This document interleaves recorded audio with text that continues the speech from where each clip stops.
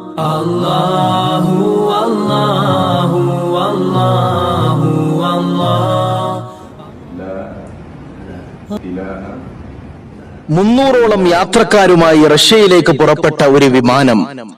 പല വിശ്വാസികളായ യാത്രക്കാരിൽ ഒരേ ഒരു മുസ്ലിം. പെട്ടെന്ന് വിമാനത്തിന് തീപിടിക്കുന്നു. രക്ഷപ്പെടാൻ സാധ്യതയില്ല എന്ന് മനസ്സിലാക്കിയ പൈലറ്റ് യാത്രക്കാരുമായി അപായം പങ്കുവെക്കുന്നു. യാത്രക്കാരെല്ലാം കൂട്ടക്കരച്ചിലും വെപ്രാളവും, ഒരാൾ ഒഴികെ, അതായത് ആ മുസ്ലിം ഒഴികെ.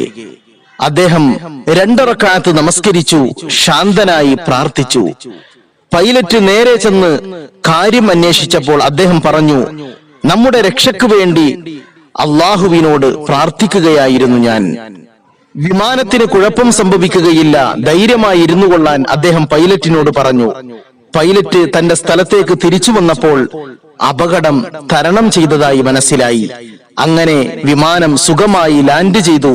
വിമാനത്തിൽ നിന്ന് ഇറങ്ങിയ പൈലറ്റ് പരിശുദ്ധമായ ദീനുൽ ഇസ്ലാം സ്വീകരിക്കുന്നു. കലിമ ഉറക്കെ പറയുന്നു, അഷ്ഹദു അല്ലാ ഇലാഹ ഇല്ലല്ലാഹ് വ അഷ്ഹദു അന്ന മുഹമ്മദർ റസൂലുള്ളാഹ്.